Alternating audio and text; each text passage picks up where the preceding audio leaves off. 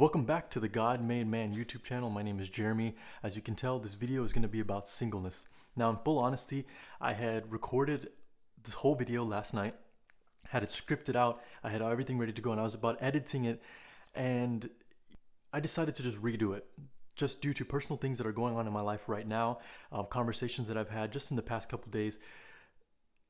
My perspective on this has changed just a little bit, and well, I shouldn't say changed. It's grown. It's grown. It's funny how when I'm making a video about singleness, that's kind of when I'm going to be tested, or that's when I'm going to learn more about it. So I'm just going to jump right into it. I read a book a couple months ago, several months ago, called Single, Dating, Engaged, Married.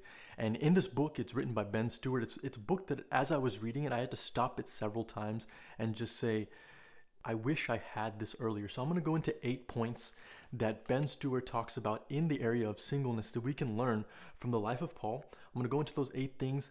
But before that, I'm just going to talk a little bit about singleness, address the questions that I got, and then go into my thoughts on it. How does a man lead in singleness? What does singleness mean? And then somebody asked me what I'm doing now to prepare myself for the one. And then we're going to go into questions like what is singleness and what should a man do in singleness? And in this age of singleness, what is the objective, or is there an objective? Is singleness just waiting around for the person to come into your life, or is there a purpose to singleness? And growing up in the tradition that I grew up in the Christian Indian home, there was never dating. Dating was just not something that you did. You went to school, you studied, you got your degree, you got your job, and then right after that, whoever you met after that, or whatever, if it was arranged or if you met somebody, you got married. There was no dating. We didn't really talk about dating. It was just kind of, you just didn't do it. So in singleness, in that area of singleness, we were never taught this is what singleness is, this is how to navigate it, and this is what the purpose of it is. And this is how, if you cultivate it really well, it's going to benefit your dating life and benefit your married life. We were never taught that.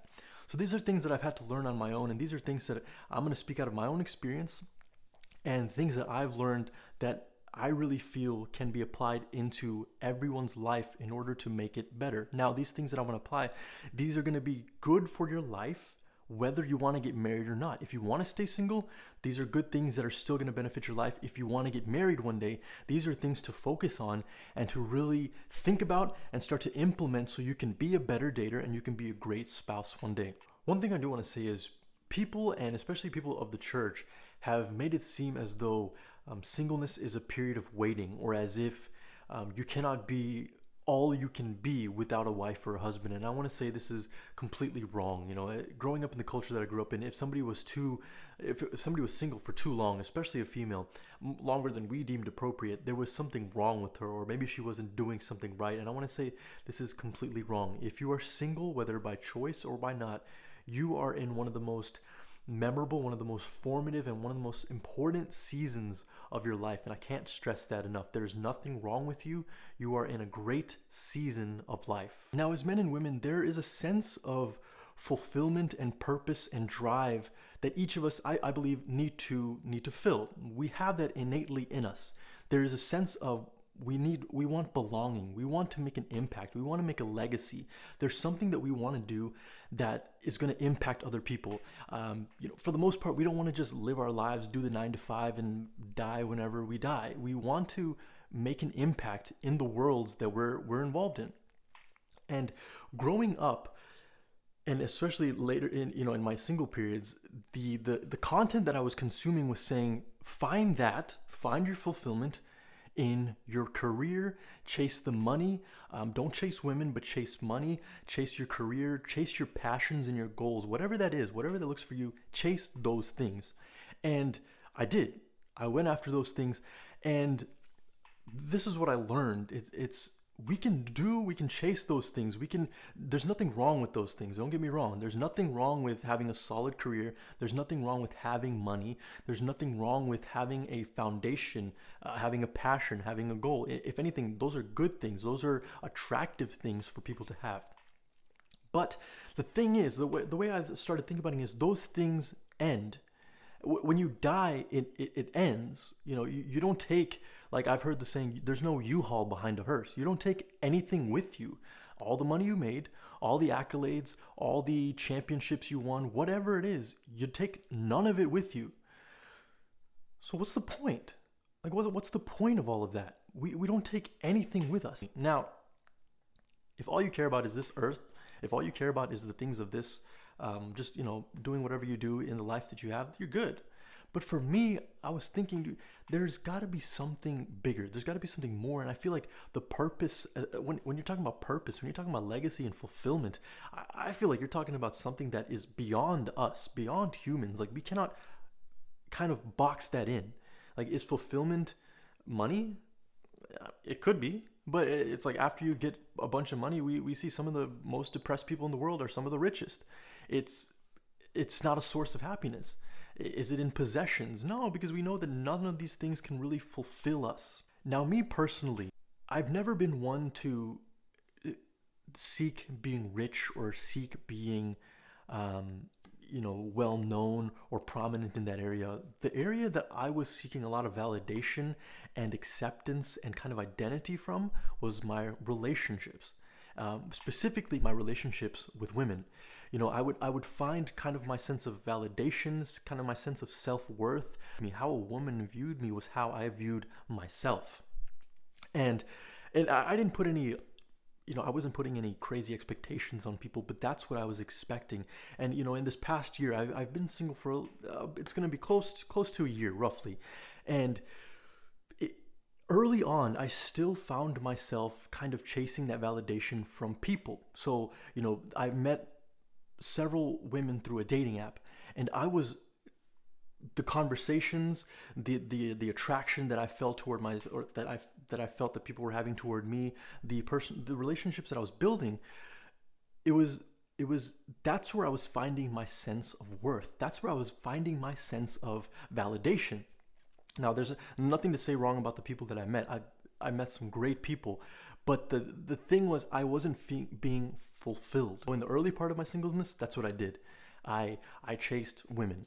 I chased relationships. And let me tell you right now, it does not satisfy. It just doesn't satisfy.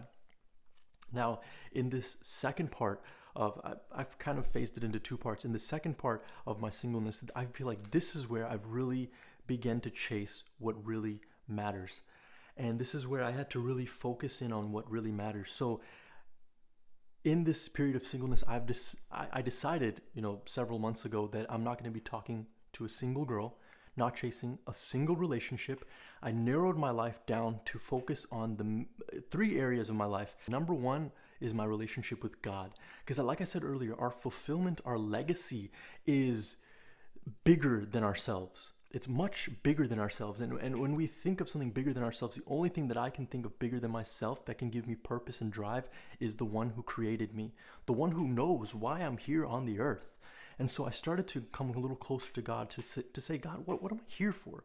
What is my purpose? Yeah, all these things are good. And, we read in the Bible, the disciples were asking Jesus, they were worried about what they were going to wear and eat. And Jesus said, seek first the kingdom and his righteousness and my righteousness, and all of these things will be added unto you. So I realized that we can chase all the material possessions, or we can chase all the relationships that we want, but they will never satisfy us, because there is a sense of longing and satisfaction in us that cannot be filled with any of these things.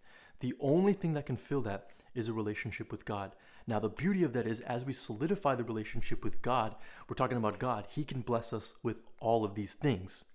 And let me tell you, it is not easy. It is extremely difficult. In the past, several months have been the hardest. They've been the loneliest. And there were points in my life in the past several months where I just was stripped down to nothing, and to just say, there's nobody I can reach out to. There's no source but God. And in those moments, I think that God brings us to those moments so we can realize that there's nothing else that really matters. There's nothing else that's really going to fill us and satisfy us and fulfill us other than our relationship with God. And Ben Stewart says it in the book. He says, in order to be a source of life, you have to have a source of life. And if you're seeking within yourself to have that source of life, you're not going to fully be a source of life, because your source of life has a limit. It has an end. You're going to tap out eventually.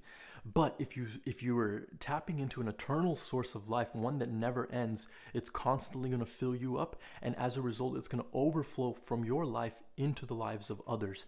And that's why I believe when you put God first in the area of singleness, or in the area of your life, everything else falls into place, because God is number one and he can take care of all of these things. When it comes to relationships, if you're seeking a relationship for the future, the best thing to do is to, of course, work on yourself. You have to become a better person. But the number one thing to do is to put God first in your life, because you attach yourself to a source of love, of forgiveness, of patience, of just a sense of fulfillment, that even if you had none of these things, you are still fulfilled. Even if you lived without the money, without the car, I'm not saying these things are not important, but I'm saying even if you didn't have any of these things, you are still satisfied. Even if you didn't have the girl that you wanted, you are still satisfied, or the guy that you wanted, still satisfied in your walk with God, because that is what will truly fulfill you. And one thing I want to add is specifically to the young men who are looking to get married one day. And what I want to say is there's a lot of growing up to do. You know, if we're still using the 3-in-1 body wash and playing 14 hours of Call of Duty in your dark room with your laundry all over the place, you know, and your mom's cooking for you, it's just, there's some growing up to do. You know, there's a reason why the father of the bride walks her down the aisle to you, and not your mommy walking you down the aisle to her. You know, when women get married, they don't want a son, they want a man. So in this period of singleness, this is the time to really solidify yourself as a man, be courageous, and to chase the things, chase the passion, and chase the will of God in your life. Now, let's get into a more practical sense, because I'm human. You know, I can say follow God, trust in God all you want, but it's like there are practical steps, practical things that I feel like we need to do aside from the spiritual side to grow as single people. And a lot of times, you know, especially guys, you know, we say, you know, I want a girl who's good looking, who has a good body, who has a passion, who has a drive. We want these things in a person. Girls can say it too, but in their own way of what we want a guy to look like, or what we want a girl to look like. This is what our ideal person looks like. But we never ask the question, am I that ideal person? Are you that ideal person? If you were to come across yourself in the street or meet yourself at wherever it is, are you interesting? Are you doing things with your life? Are you chasing a passion? Or are you not doing anything with your life? Are you boring? I mean, these are questions that I've asked myself. Are you the ideal person? So in that aspect, I applied that to my life. And this is not to brag, but these are just some of the things that I've done in my singleness that I just feel like everybody, to some extent, should do. Because if you're not truly able to just be comfortable with just yourself alone, you're not going to be comfortable with someone else. So some of the things that I just randomly did during, you know, seasons of singleness in my life were to travel to another city and just stay there for the week. Rented a luxury car for a day, BMW M4. I really wanted to drive one of those, rented one of those. Did skydiving. I'm terrified of heights, jumped out of a plane. I went to the movie theaters by myself, watched a movie by myself. I learned to ride motorcycles. I took a trip to Iceland with my roommate. I went to work on a horse farm, Sacramento, California, just to work on a horse farm / puppy rescue for about a week. I took a road trip across the United States, randomly went to buy a car in Arizona, and I drove it back to Chicago and then down to Texas. I made a music video, a music cover, something that I've always wanted to do. I just started taking more risks and started to do more things that I've just been wanting to do. Now, it's going to look different for you. Whatever it is that you want to do, in the period of singleness is when you have the freedom and the time to do it. If you want to learn something, if you want to learn an instrument, if you want to pick up a hobby, if you want to go visit a certain area, if you want to grow something in yourself, now is the time. So it's going to look different for every person. It's not going to look the same for you. Whatever it is in your life that you've been wanting to do in the period of singleness is the best time to do it. Don't wait for anybody else to come into your life. Don't wait for this or for that. Make it happen today. So going into the 8 things that Ben Stewart learned from the life of Paul in regards to singleness. I mean, number 1 is resolve never to stop. If we look at the life of Paul, even when he was in prison, he was running his ministry on 5 different fronts through prison. So whatever it is that God has for your life to do, whatever you feel like God is calling you to do, resolve never to stop. Number two is to invest into the next generation. Whether you know it or not, you are learning, you are growing, you're changing, and there's things that there's paradigm shifts in your mind that have occurred over the past 5-10 years. I know it's occurred for me. So pass that on to people who are younger than you, who are looking up to you. Pass it on to the next generation. Number three is cultivate deep friendships. And I believe that this is one of the most important things we can do in our singleness. And I'm not talking about friendships that are just, grabbing drinks on the weekend. I'm talking about brothers and sisters who are going to hold you accountable to your goals in life, who are going to ask you the hard questions, who are going to they're not going to put up with your crap. They're not going to let you just be the same person, wallowing in who you were yesterday. No, they're going to ask you the hard questions, and they're going to risk the friendship in some cases just to tell you the truth. Number four is to learn, and this is one of the biggest things that I've implemented into my life is to learn, is to read books. Audible has been one of my best friends in the sense of I can read a book on my drive to and from work, and usually I've been able to finish one book per week just following that system. Number five is to make enemies. Now, this one might seem a little counterintuitive. Now, Ben Stewart is not saying, you need to purposely go out there and make enemies with people. No, it's to say that you need to stand for something and believe in it.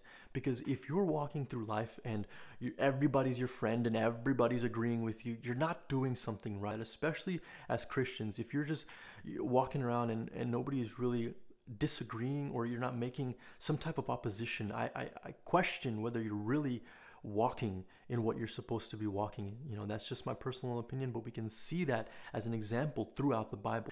Stand for whatever you believe in and stick to it, and in the process of that, you are going to make enemies. Number six is to forgive, and I've had to forgive people who have hurt me, to get over the hurts, but I've also had to more so, I've had to forgive myself for the hurt that I've caused other people. I've been frivolous not only with my heart, but with the hearts of other people. And, I haven't treated friends like they should have been treated. I haven't treated women like they should have been treated. And that's something that I had to really forgive. That's something I have to honestly daily forgive myself. There's a quote that says, if you don't fix the hurt that you faced in the past, you're going to bleed on people who didn't cut you. So it's very important to forgive others and also forgive yourself. Number seven is to be courageous. Take the bull by the horns. Take life for what it's given you and run with it. Be courageous. Try the things that you've wanted to try. Chase the dreams that God has for you, because they are big dreams. Start to make the impact that you want to make. And number eight is rest. I think this is probably the best thing to do, is to rest. And not to say that you just have to chill all the time and just not do anything, but is to rest in the sovereignty of God, knowing that no matter what's going on around you, there is a God who is in control. He sees what's happened, he sees what's happening, and he sees what's going to happen all at once. He knows everything that's going on in your life, and he is in control. Surrender yourself to God's sovereignty and just rest. It's such a great feeling to know that no matter what's going on around me, I can rest and just have trust in God and know that he is in full control.